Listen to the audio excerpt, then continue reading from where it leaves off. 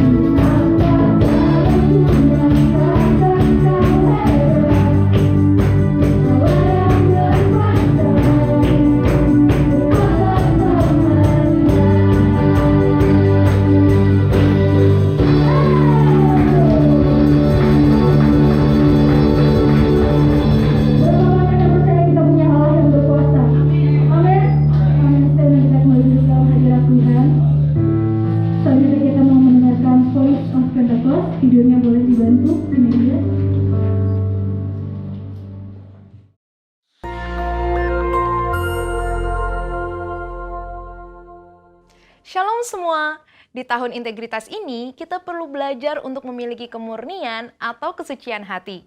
Di dalam Mazmur 24 ayat 4, salah satu pengertian integritas adalah bersih tangan dan murni hati, yang artinya tidak adanya motivasi yang salah di dalam orang tersebut, alias bersih. Dan jika kita ingin belajar tentang kemurnian atau kesucian hati, kita harus belajar dari ahlinya, yaitu Tuhan Yesus, the man of integrity. Ada ungkapan yang mengatakan, jika kita ingin belajar, belajarlah dari ahlinya. Artinya, kita harus totalitas dalam belajar dan belajar dari mereka yang tidak hanya menguasai teori, tetapi juga telah mempraktekkan dan menghidupi yang diajarkannya. Sehingga dapat dikatakan bahwa Yesus adalah guru agung dan teladan kita dalam hal kesucian hati. Mari kita belajar bersama beberapa teladan dari kehidupan Yesus mengenai kesucian hati. Yang pertama, Yesus tidak memiliki motivasi yang salah. Di dalam Matius 4 ayat 1-11, Yesus membuktikan dirinya bukan melalui kehebatan pelayanan, tetapi dari ketaatan, firman, dan perintah Tuhan saja.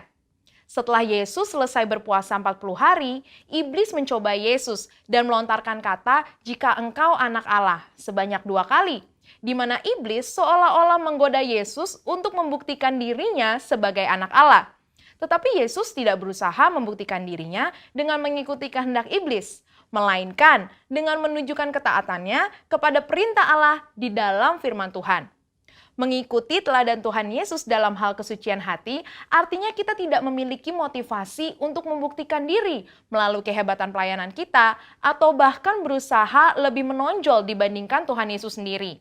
Marilah kita menunjukkannya melalui ketaatan kita akan perintah dan kehendak Tuhan. Selain itu, di dalam Matius 9 ayat 35-36, dengan sangat jelas terlihat bahwa motivasi Tuhan Yesus dalam pelayanan adalah belas kasihan akan jiwa-jiwa yang lelah dan terlantar, seperti domba tanpa gembala. Jadi, apa motivasi pelayanan kita? Ingin terkenal, kekayaan, penghargaan, atau pengakuan dari orang lain? Mari kita cek motivasi pelayanan kita dengan kembali pada teladan Tuhan Yesus. Kita juga dapat belajar dalam Matius 10 ayat 7-8, di mana Yesus memperingatkan bahwa kamu telah memperolehnya dengan cuma-cuma. Karena itu, berikanlah pula dengan cuma-cuma. Murid-murid Yesus diperingatkan untuk tidak mencari keuntungan dari kuasa yang mereka miliki untuk mengadakan berbagai mujizat. Semuanya harus dilakukan cuma-cuma untuk menunjukkan sifat Injil Kerajaan, yaitu anugerah yang diberikan secara cuma-cuma. Kita tahu bahwa perbuatan baik Kristus untuk kita adalah cuma-cuma, sehingga seharusnya kita juga berbuat baik kepada orang lain dengan cuma-cuma. Selanjutnya, teladan Yesus yang kedua dalam hal kesucian hati adalah fakta bahwa Yesus tidak mencari pujian bagi diri sendiri. Salah satu bagian dari khotbah Tuhan Yesus di bukit dalam Matius 6 ayat 1-7, ia mengajarkan tentang hal memberi sedekah dan berdoa. Yesus mengingatkan supaya sedekah, doa, dan ibadah kita cukup Bapa kita di surga saja yang mengetahuinya. Ajaran Yesus ini sangat kontras dengan yang biasa dilakukan orang-orang munafik yang melakukan hal-hal tersebut supaya dilihat dan dipuji orang lain. Hal yang menarik juga dapat ditemukan dalam Matius 9 ayat 30-31. Saat Yesus berkata, "Jagalah supaya jangan seorang pun mengetahui hal ini." Di situ Yesus berpesan dengan sangat jelas kepada mereka yang telah disembuhkan untuk tidak mempromosikan dirinya. Tapi karena apa yang mereka alami menimbulkan sukacita dan rasa syukur yang berlimpah, seketika masyhurlah nama Tuhan Yesus di seluruh daerah itu. Hal ini mengingatkan kita bahwa promosi dan pujian tidak perlu dicari. Janganlah pelayanan yang kita lakukan adalah demi mengejar pujian dari mereka yang kita layani. Kita juga dapat belajar bahwa pengagungan dan penghormatan datangnya dari orang lain, bukan diri sendiri. Dalam Matius 17 ayat 9, Petrus, Yakobus, dan Yohanes menjadi saksi keistimewaan pribadi Yesus. Ketika Yesus dimuliakan, bahkan dikunjungi oleh Musa dan Elia. Yesus bisa saja menyuruh ketiganya memberitakan peristiwa tersebut kepada orang-orang Yahudi dan ahli Taurat sebagai legitimasi berita kerajaan Allah yang Yesus sampaikan sebelum ia wafat, sehingga dirinya dipuji dan memperkecil penolakan para ahli Taurat. Tetapi Yesus tidak melakukannya. Teladan Tuhan Yesus yang ketiga dalam hal mengampuni kesalahan dan dosa. Di dalam Alkitab, Tuhan Yesus mengajarkan tentang kasih, di mana salah satu implementasinya adalah dalam hal pengampunan. Matius 5 ayat 38-48 mengajarkan agar kita jangan melawan orang yang berbuat jahat kepada kita, serta memberikan lebih dari apa yang dituntut oleh orang lain. Mau memberikan pinjaman, bahkan mendoakan mereka yang menganiaya. Dengan jelas Yesus mengajarkan kita untuk mengampuni tanpa batas. Semua hal ini telah dijalani Tuhan Yesus dan menjadi praktek hidup bagi kita. Ia melalui segalanya, mulai dari vonis hukuman tanpa bukti, penghinaan dan aniaya, sampai pada puncaknya yaitu penyalipan. Namun walaupun demikian, kita tahu di dalam Lukas 23 ayat 34, Tuhan Yesus tetap berkata, "Ya Bapa, ampunilah mereka, sebab mereka tidak tahu apa yang mereka perbuat." Mengampuni kesalahan orang-orang yang bersalah kepada kita akan membuat kita senantiasa memelihara kesucian hati. Dan di tahun 2021 ini, marilah kita ikuti teladan Tuhan Yesus sebagai the man of integrity dalam hal kemurnian atau kesucian hati, dengan memiliki motivasi yang benar, tidak mencari pujian bagi diri sendiri, dan mengampuni orang yang bersalah kepada kita. Saudara, untuk penjelasan lebih lengkapnya dari tim teologi kami, jangan lupa buka link yang ada di atas atau scan QR Code yang tersedia. Salam integritas. Tuhan Yesus memberkati. Maranatha.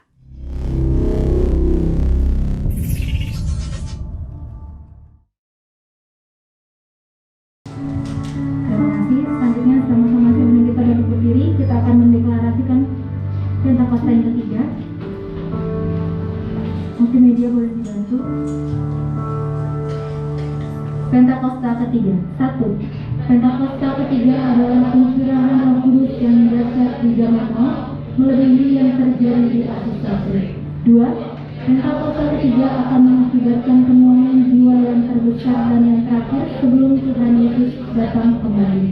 3. Pentakosta ketiga akan membangkitkan generasi Yeremia, yaitu anak-anak muda yang dipenuhi Roh Kudus, cinta mati-matian kepada Tuhan Yesus, tidak kompromi terhadap dosa, dan akan bergerak untuk memenangkan jiwa. 4. Pentakosta ketiga lahir di Indonesia yang bergerak ke bangsa-bangsa. Gerakan ini dari timur ke barat dan akan kembali ke Yerusalem. 5. Pentakosta ketiga akan menginginkan kuasa untuk menyelesaikan amanat agung Tuhan Yesus, dan setelah itu Tuhan Yesus datang kembali. Terima kasih, saya akan tentang berdiri dalam hadirat Tuhan.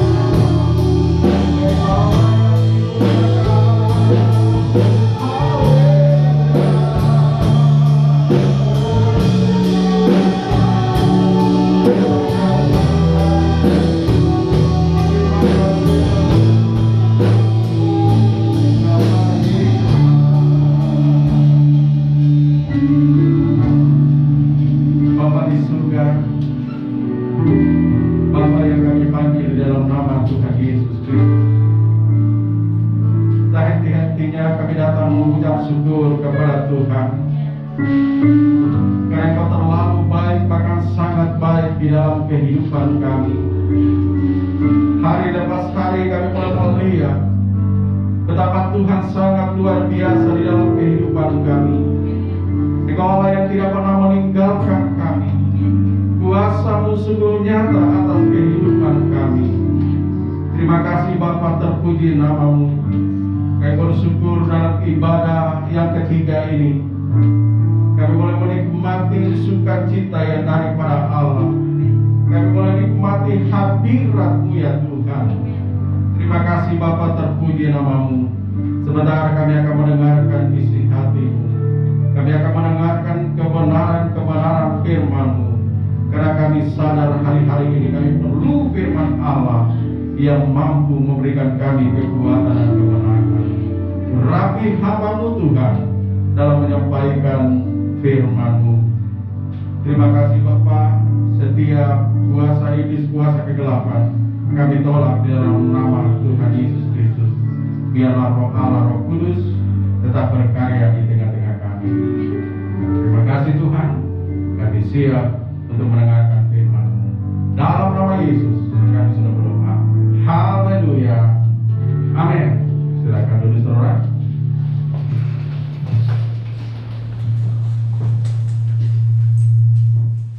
Ya, salam semuanya. Tidak lupa saya ucapkan terima kasih banyak kepada Ibu Gembala dan seluruh pekerja, bahkan seluruh jemaat GBI Geraha Harapan, berkesempatan yang diberikan kepada saya untuk menyampaikan firman Tuhan dalam kesekian kalinya. Haleluya. Langsung saja kita akan melihat kebenaran firman Tuhan di dalam Kejadian pasalnya yang 9. Kejadian pasalnya yang ke-9. Ayatnya yang pertama. Kejadian pasalnya yang 9 ayat yang pertama. Kalau sudah ketemu ayat ini, saya rindu kita baca bersama-sama. 2, 3. Lalu Allah memberkatimu dan anak-anaknya, serta berfirman kepada mereka, beranak cuculah dan bertambah banyaklah, serta penuhilah bumi. Haleluya. Hari ini saya akan memberi tema khotbah saya, Allah memberkati Nuh. Saudara yang kekasih di dalam Tuhan, bicara tentang berkat, semua orang pasti mau diberkati Tuhan. Ada di sini yang tidak mau diberkati Tuhan? Biar saya doakan sore hari ini. Pasti tidak ada yang mau. Semua mau diberkati oleh Tuhan. Saudara tanya sama orang-orang di luar sana, apakah mau diberkati Tuhan? Pasti jawabannya mau. Saudara tanya sama orang-orang yang ada di pasar, pasti jawabannya mau diberkati Tuhan. Saudara tanya sama orang-orang yang ada di terminal sana, pasti jawabannya mau diberkati oleh Tuhan. Saudara tanya sama tukang bubur, pasti jawabannya mau diberkati Tuhan. Saudara tanya sama tukang sayur keliling, pasti jawabannya mau diberkati oleh Tuhan. Saudara tanya sama GBI Geraha Harapan, pasti mau diberkati oleh Tuhan. Jadi semua orang mau diberkati oleh Tuhan, baik itu secara rohani, secara jasmani, maupun secara materi. Tetapi saudara yang kekasih di dalam Tuhan, untuk diberkati oleh Tuhan, ternyata ada syaratnya. Ada syaratnya. Kalau kita perhatikan di sini, Nuh kenapa diberkati oleh Tuhan? Karena Nuh itu sudah memenuhi persyaratan. Jadi untuk diberkati Tuhan itu ternyata ada persyaratannya. Setelah melamar kerja di sebuah perusahaan, pasti ada persyaratan yang harus dipenuhi. Kalau tidak memenuhi persyaratan, maka jangan harap engkau bisa bekerja di perusahaan tersebut. Saudara mau melamar sebagai pegawai negeri misalnya, ada persyaratannya. Ketika engkau tidak bisa memenuhi persyaratan itu, maka jangan harap engkau bisa bekerja atau diterima sebagai pegawai negeri. Tidak mungkin. Ada persyaratannya. Dan demikian juga halnya kalau kita mau diberkati oleh Tuhan, saudara, ada persyaratannya. Kita akan melihat kenapa Nuh diberkati oleh Tuhan. Kita akan melihat satu persatu. Yang pertama, kita akan baca di Kejadian 6 ayat 39. Kenapa Nuh diberkati oleh Tuhan? Kejadian 6 ayatnya yang ke-9. Dikatakan begini, inilah riwayat Nuh. Nuh adalah seorang yang benar. Ternyata ini alasannya kenapa Nuh diberkati diberkati oleh Tuhan. Yang pertama saya mencatat di sini karena Nuh adalah orang yang benar. Bahkan kalau kita melihat, saudara, bukan hanya Nuh saja yang benar, istrinya pun juga benar. Ada orang, saudara, suaminya benar, tapi istrinya tidak benar. Ada nggak seperti itu? Ada. Suaminya benar, istrinya tidak benar. Istrinya tukang gosip. Setiap kali ketemu orang, dia bilang apa? Sudah tahu belum? Kalau dia sudah ngomong sudah tahu belum, siap-siap korban berikutnya. Biar kita cuma 2 yang tahu, padahal sudah 20 orang yang tahu. Kalau marah, itu jendela di rumah bergetar semua. Beda kalau bapak-bapak kalau marah, itu jendela gak bergetar, rumah yang bergetar. Ada orang suaminya benar tetapi istrinya tidak benar. Atau sebaliknya, ada orang istrinya benar, suaminya tidak benar. Ada nggak yang begitu? Ada. Di sini ada? Nggak ada. Nggak usah angkat tangan. Malu-maluin. Istrinya benar, suaminya tukang mabok, penjudi. Kalau lagi main judi sambil nyanyi lagu rohani.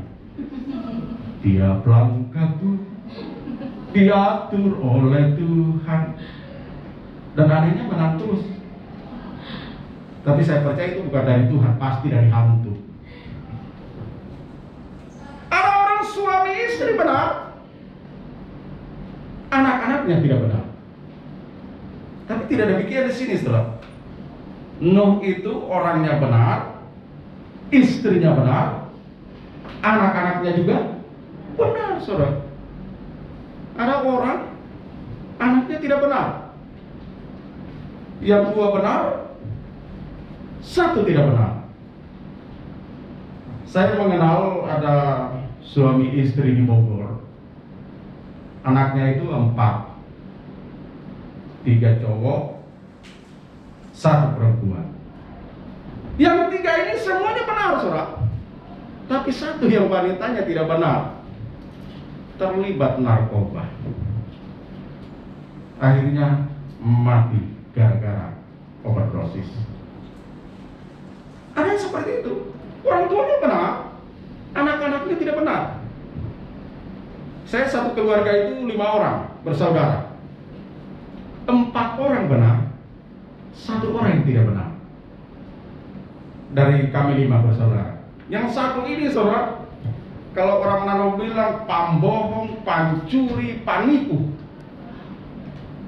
Bayangkan sertifikat mama saya, sertifikat anak digadaikan, sampai sekarang nggak ketemu itu sertifikat ada di mana. Sampai sekarang. Jadi kalau kita melihat di sini Nuh ini luar biasa, luar biasa. Nuhnya benar, istrinya benar, anaknya benar, bahkan mantunya juga benar. Kan luar biasa, saudara. Nah, itu sebabnya dikatakan di sini, itulah kenapa Allah memberkati Nuh, karena Nuh adalah orang yang benar. Saya percaya kalau hidup kita juga benar, pasti kita juga diberkati oleh Tuhan. Amin, saudara. Yang pertama. Sekarang yang kedua, kenapa Nuh diberkati oleh Tuhan? Masih di Kejadian 6 ayat ke-9. Inilah riwayat Nuh. Nuh adalah seorang yang benar, itu yang pertama tadi, dan tidak bercela di antara orang-orang sejamannya, tidak bercela. Saya coba lihat di kamus bahasa Indonesia, kata tidak bercela itu sama dengan tidak ada cacat, tidak ada aib, tidak ada noda. Jadi dikatakan di sini Nuh itu orang yang tidak ada cacat, dia tidak ada aib, dia tidak ada noda. Padahal waktu itu dia hidup di zaman orang-orang waktu itu di tengah-tengah angkatan orang yang jahat, katakan seperti itu. Tetapi walaupun demikian dikatakan di sini dia tidak bercela. Saya berdoa supaya kita juga tidak ada cacat, tidak ada aib, tidak ada noda. Amin saudara, dalam hidup kita ini. Karena sekali kita cacat, maka ketahuilah seumur hidup orang tidak akan percaya kepada kita. Seumur hidup orang tidak akan percaya kepada kita. Saya punya teman, dia bisnis peternakan babi terhadap 2 orang. Nah 2 orang ini juga teman saya kenal baik. Rupanya yang 2 orang ini curang saudara. Dia sudah keluarkan dana puluhan juta, ternyata hasilnya tidak ada saudara. Akhirnya mulai saat itu teman saya bilang begini, sampai kapanpun saya tidak akan percaya orang tersebut. Sampai kapanpun saya tidak akan pernah mengajak dia bisnis. Kenapa? Karena dia sudah cacat. Makanya hati-hati dalam hidup ini saudara, jangan sampai kita cacat. Dalam hal omongan, biarlah omongan kita bisa dipegang orang. Amin. Kadang-kadang kan omongan kita nggak bisa dipegang orang saudara. Hari ini bilang A, besok bilang B, lusa bilang C. Biarlah omongan kita ini bisa dipercaya. Beberapa minggu yang lalu, saudara, kira-kira hari Selasa, saya itu telepon hamba Tuhan di Sumatera Selatan. Dia pelayanan di daerah. Saya bilang begini, saya sama tim, kami mau datang ke Sumatera Selatan bawa bantuan, bawa sumbangan. Tolong minta alamatnya. Kami akan berangkat hari Selasa. Saya katakan seperti itu. Kami 3 orang saudara, sudah janjian 3 orang mau berangkat. Tiba-tiba pagi-pagi saudara, ini teman yang satu dia batalkan saudara, tanpa alasan. Dia batalkan, dia tidak jadi ikut. Akhirnya tinggal kami berdua saudara. Sementara Sumatera Selatan itu kami belum pernah ke sana, belum pernah tahu kondisinya, wilayahnya seperti apa, belum pernah tahu. Tetapi karena saya sudah berjanji bahwa hari itu saya akan datang dengan tim, walaupun cuma 2 orang, kami berangkat saudara. Kami berangkat jam 10 malam, kami tiba di Muara Enim. Saya pikir pelayanan dia itu di kota Muara Enim. Ternyata pelayanannya itu masih jauh dari Muara Enim, itu masuk saudara, itu melewati perkebunan kelapa sawit. Daerahnya sepi, tidak ada orang. Yang kita lihat di situ tidak ada rumah-rumah. Pokoknya sepi saudara. Sampai setan pun juga nggak ada saudara. Saya coba lihat-lihat jam 10 malam, siapa tahu tiba-tiba ada setan yang nongol. Nggak ada juga saudara. Rupanya setan juga takut tinggal di daerah itu. Saya berpikir begini, waduh ini jam 10 malam. Sementara saya tahu betul seringkali nonton di berita bahwa Sumatera Selatan itu daerah yang sangat rawan. Apalagi di perkebunan-perkebunan seperti itu. Sementara nanti kira-kira jam 11 malam saya harus balik lagi melewati tempat itu untuk cari hotel. Akhirnya kami masuk. Karena teman saya ini dia bawa Fortuner, ada sirenenya saudara. Saya bilang sama dia, kamu bunyikan itu sirene supaya orang tahu kalau kita polisi. Dibunyikanlah sepanjang hutan itu sirenenya saudara. Akhirnya sampai. Setelah ketemu dengan bantuan itu, gerejanya kecil, saudara, sederhana, kami serahkan bantuan. Habis itu saya bilang begini, sekarang kamu ikut kami menginap di hotel supaya ada teman dalam perjalanan.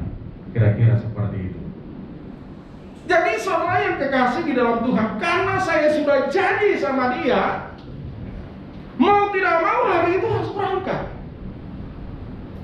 Coba kalau tiba-tiba saya batalkan gara-gara satu orang itu, saya dicap apa?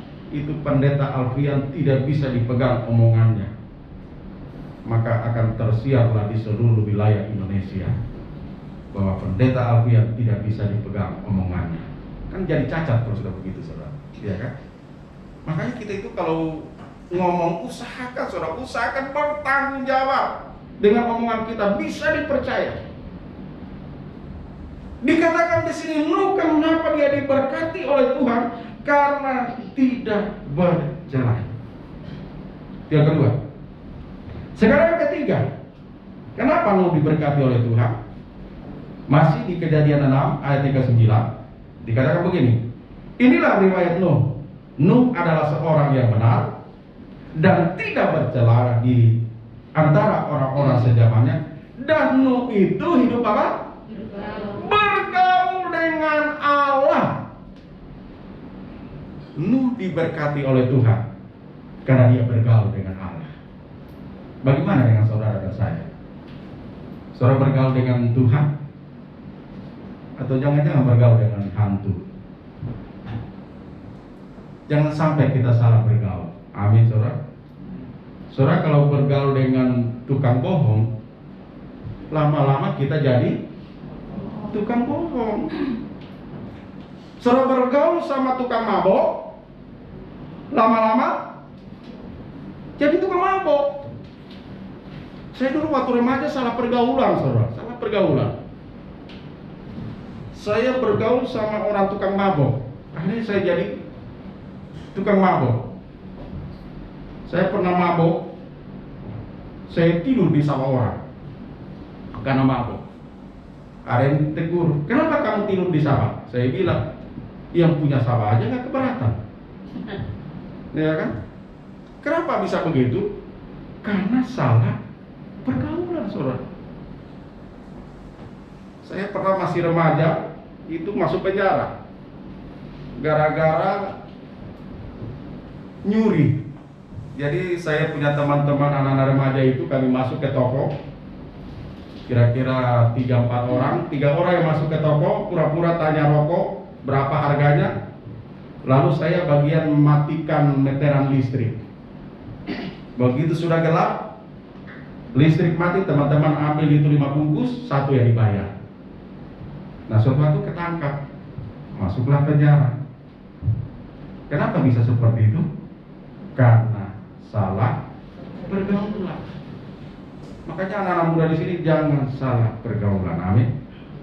Lebih baik bergaul sama orang-orang yang setia ke gereja. Lebih bagus yang seperti itu. Nuh dikatakan di sini, kenapa dia diberkati Tuhan? Karena dia bergaul dengan Tuhan. Saya percaya kalau kita bergaul dengan Tuhan, pasti kita diberkati Tuhan dengan luar biasa. Amin, saudara. Sekarang keempat, kenapa Nuh diberkati oleh Tuhan? Kita baca di Kejadian 6 ayat 22.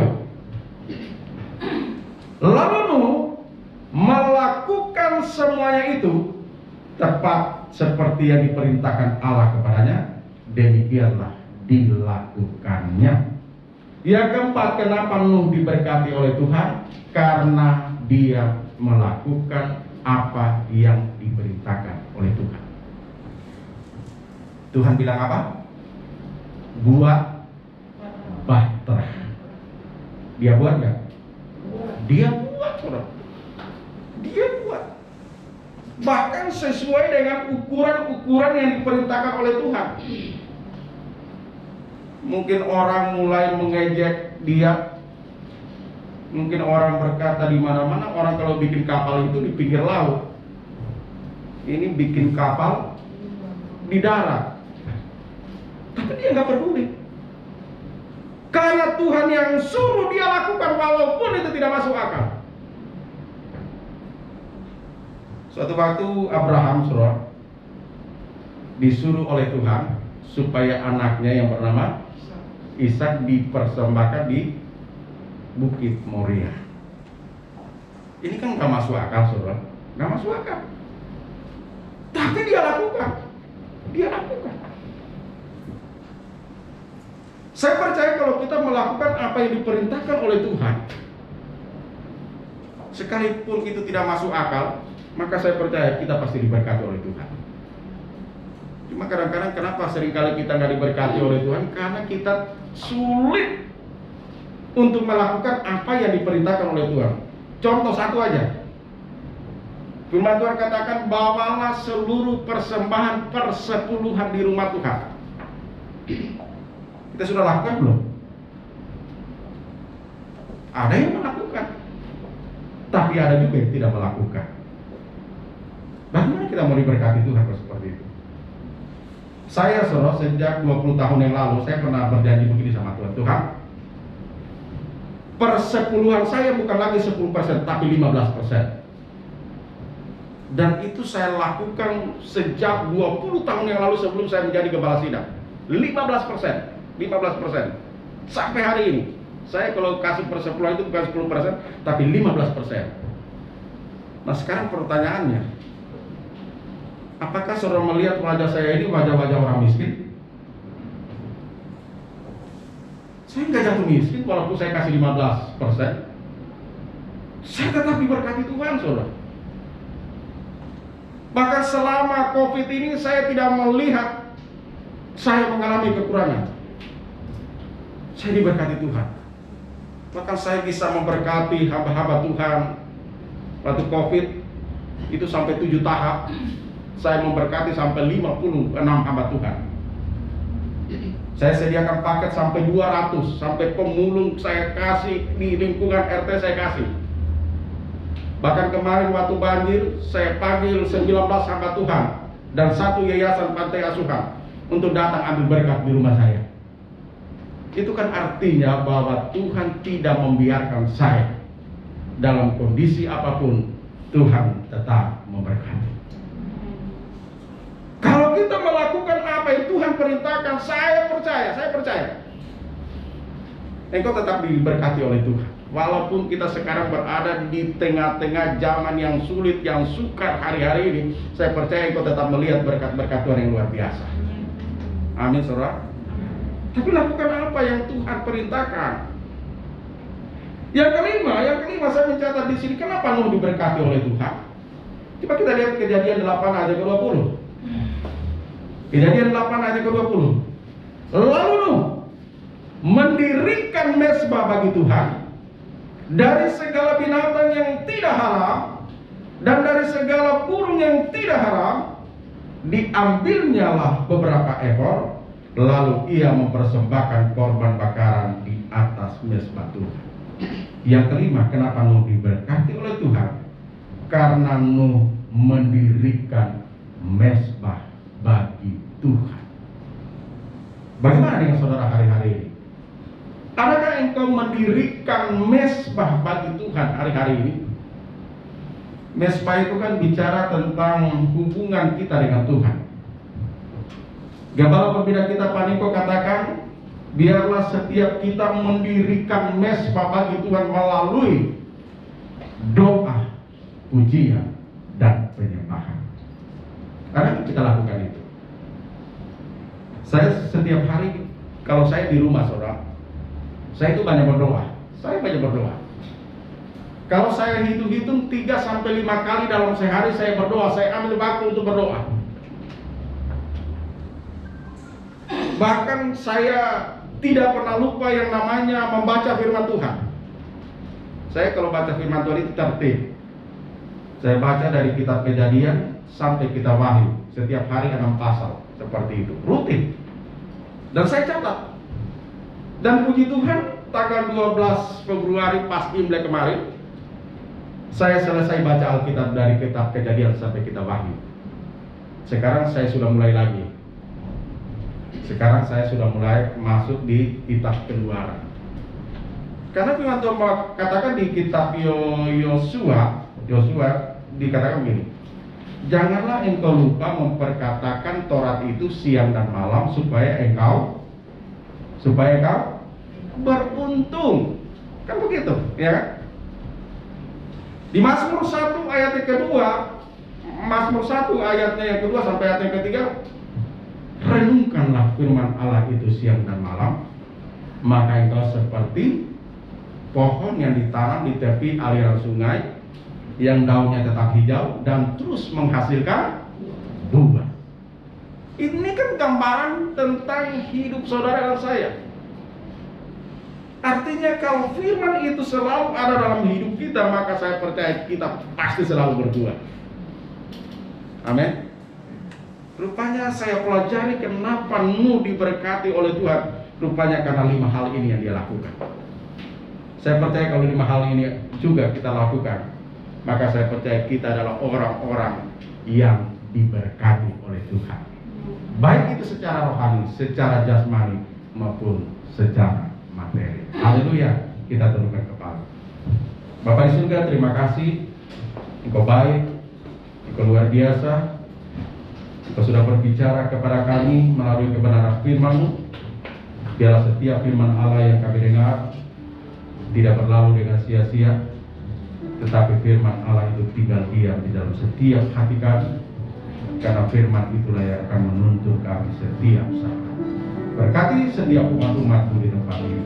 Dalam nama Yesus kami sudah berdoa. Haleluya. Amin.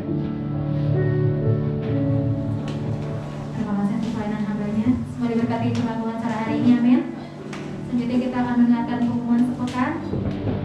Silakan. Salam Bapak Ibu. Puji Tuhan. Hari ini kita diberkati oleh firman Allah, oleh hamba-Nya.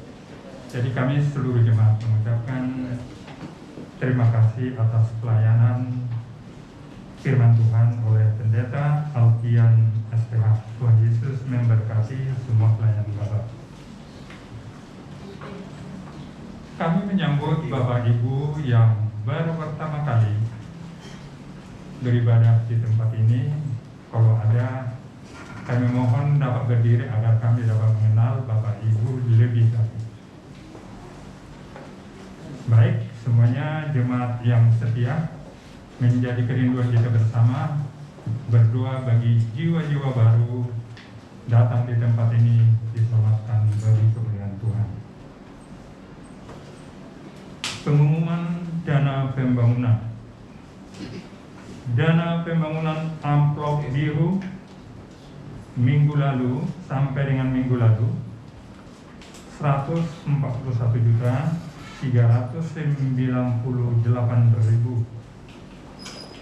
Sumbangan amplop biru yang masuk 466.000. Sumbangan sukarela dari 59 keluarga sampai dengan minggu lalu 130.805.000.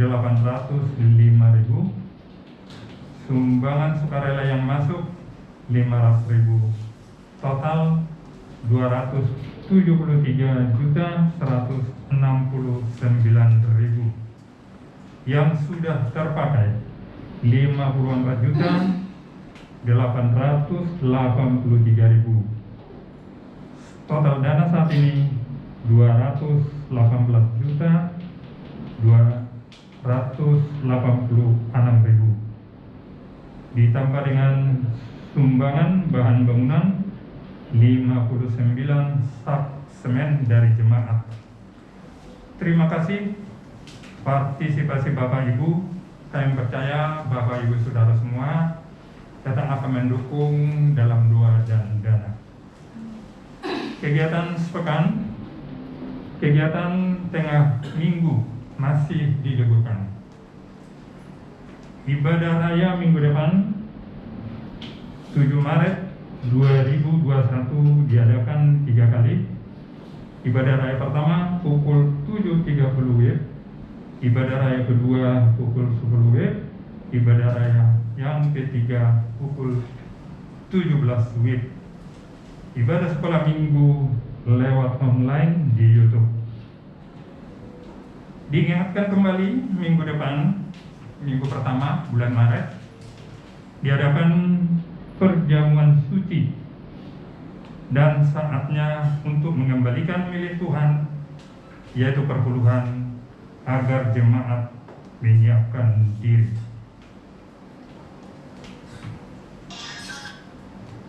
Melihat ibadah sore ini, saya lihat dalam beberapa minggu ini kursinya rata-rata udah penuh, bahkan sampai lorongnya pun sudah terisi penuh. Jadi saya tidak mendorong lagi ke sore hari, karena kalau disuruh pun nggak bisa lagi kursinya.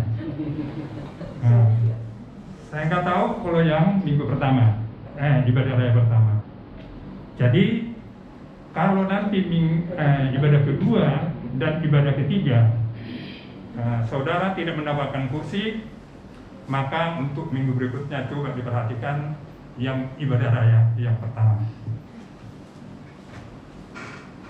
Akan diadakan festival Paskah sekolah minggu. Untuk supaya meriah, maka diselenggarakan 3 perlombaan. Yang pertama, lomba menyanyi untuk anak balita dan batita. Setiap individu dikasih waktu 5 menit. Yang kedua, lomba membaca puisi untuk anak pratama, maksimum 5 menit. Yang ketiga, ini luar biasa, lomba khotbah untuk anak muda, maksimum 10 menit. Kalau bisa 10 menit, saya pikir sudah calon-calon hamba Tuhan. Direkam dalam bentuk video dengan batas pengiriman terakhir tanggal 21 Maret 2021. Gembala dan seluruh pengerja dan jemaat ikut sepenanggungan atas dipanggilnya Ibu Naomi Mona dalam usia 49 tahun, istri dari saudara pengerja Diaken Bapak Nicholas Kere, pada hari Kamis 25 Februari 2021 di Rumah Sakit Cikunir, agar keluarga yang ditinggalkan diberikan kekuatan dan penghiburan dari Tuhan Yesus Kristus. Untuk melakukan protokol kesehatan dalam ibadah, maka prokes yang sudah berjalan selama ini tetap dilakukan, yaitu mencuci tangan sebelum ibadah, menggunakan masker, cek suhu tubuh dengan termogan, physical distancing.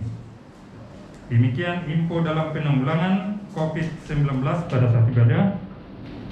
Dihimbau setelah ibadah selesai ini, marilah kita sama-sama segera membubarkan diri kembali ke tempat kita masing-masing. Demikian pengumuman. Tuhan Yesus memberkati. Terima kasih Tuhan, terima kasih Tuhan. Kami berbahagia bisa mengenal-Mu Tuhan. Kami akan sangat berbahagia bila Engkau mengenal kami Tuhan. Kami akan mentaati perintah-Mu bila kami juga diberkati seperti Tuhan. Terima kasih untuk hamba-Mu yang sudah utus ke tempat ini, Bapak Pendeta Alfian Tuhan, yang sudah menyampaikan firman-Mu. Berkati Tuhan, pakai lebih dan lebih lagi menjadi berkat bagi setiap orang yang mendengar pengajarannya Tuhan. Berkati juga pelayanannya, berkati juga penggembalaannya, berkati keluarganya, berkati gereja jemaat yang digembalakannya Tuhan. Pakai lebih dan lebih lagi. Kami juga berdoa untuk gembala pembina kami bersama wakilnya, satukan mereka dalam tali kasih-Mu memenangkan bangsa-bangsa. Karayan, wakil karayan, gembala cabang, gembala ranting, gembala kul kami serahkan dalam tangan-Mu. Biarlah di tempat di mana Kau tempatkan mereka, di situ akan dituai banyak jiwa. Amin. Secara khusus kami berdoa untuk gembala kami di tempat ini, Bu Pendeta Nini Krisyanti Tuhan. Pengurapan yang penuh sebagai seorang gembala turun atas beliau Tuhan, yang akan mencari anak-Mu yang hilang, membalut yang luka, menyembuhkan yang sakit, menghiburkan yang bersedih, memuatkan yang lemah Tuhan, mengingatkan yang salah jalan. Beri hikmat dalam perkataannya, beri otoritas dalam perkataannya Tuhan. Melalui beliau berharapan dan sekitarnya dimenangkan menyenangkan untuk kemuliaan nama-Mu. Titip juga Tuhan penghidupan dan kehidupannya, anak-anaknya Maria dan Santa kami serahkan dalam tangan-Mu Tuhan. Kau jagai Tuhan dalam masa remajanya ini Tuhan. Bila dapat menjaga kekudusannya, hidup benar dalam jalan-Mu Tuhan, sehingga benar keluarga ini menjadi contoh bagi anak-anak-Mu di tempat ini. Kami juga berdoa untuk bangsa negara Indonesia. Kami rindu melihat Indonesia yang baru, Indonesia yang memuliakan nama-Mu. Titip presiden, wakil presiden, para menteri, aparat pemerintah paling atas sampai yang paling bawah, beri roh yang takut akan Engkau Tuhan, sehingga nama-Mu semakin ditinggikan di Indonesia. Kami juga berdoa untuk gereja satu deret ini Tuhan, bila tetap menjadi berkat bukan menjadi batu sandungan. Titip juga Tuhan kerinduan kami untuk membangun rumah-Mu di tanah yang kosong itu. Kau berkati Tuhan, Kau sempurnakan Tuhan. Kau sudah memulainya, Kau yang akan menyempurnakannya Tuhan. Kami juga berdoa untuk anak-anak-Mu di tempat ini Tuhan. Setiap orang punya persoalan, tapi bersama-Mu akan lakukan perkara yang besar, akan muncul sebagai pemenang, bahkan lebih daripada seorang pemenang. Mari Bapak Ibu, apabila ada yang ingin disampaikan secara pribadi kepada Tuhan, dipersilakan. Alama sampai Kau mendengar setiap ucapan mereka Tuhan, baik permohonan maupun ucapan syukur yang naik dari di hadapan-Mu dari hati yang hancur Tuhan. Berkati mereka Tuhan yang sakit disembuhkan, yang perlu pekerjaan Kau berikan, yang perlu jodoh Kau pertemukan Tuhan. Berkati pelayanan mereka, berkati penghidupan dan kehidupan mereka, dan Engkau mendengar setiap ucapan dari hati mereka masing-masing. Kami juga berdoa untuk persembahan kami Tuhan, kuduskan untuk pekerjaan-Mu di tempat ini, berkati yang sudah memberi berlipat-lipat kali ganda. Dan biarlah Tuhan doa ini disempurnakan dengan doa yang Kau ajarkan sendiri. Bapa kami yang di surga, dikuduskanlah nama-Mu, datanglah kerajaan-Mu, jadilah kehendak-Mu di bumi seperti di surga. Berikanlah kami pada hari ini makan kami yang secukupnya, dan ampunilah kami yang kesalahan kami, seperti kami juga mengampuni orang yang bersalah pada kami. Dan jangan bawa kami dalam pencobaan, tetapi lepaskanlah kami daripada yang jahat. Karena Kau yang punya kerajaan dan kuasa dan kemuliaan sampai selama-lamanya. Kami siapkan hati kami Tuhan untuk benar berkat dari mana disampaikan oleh hamba.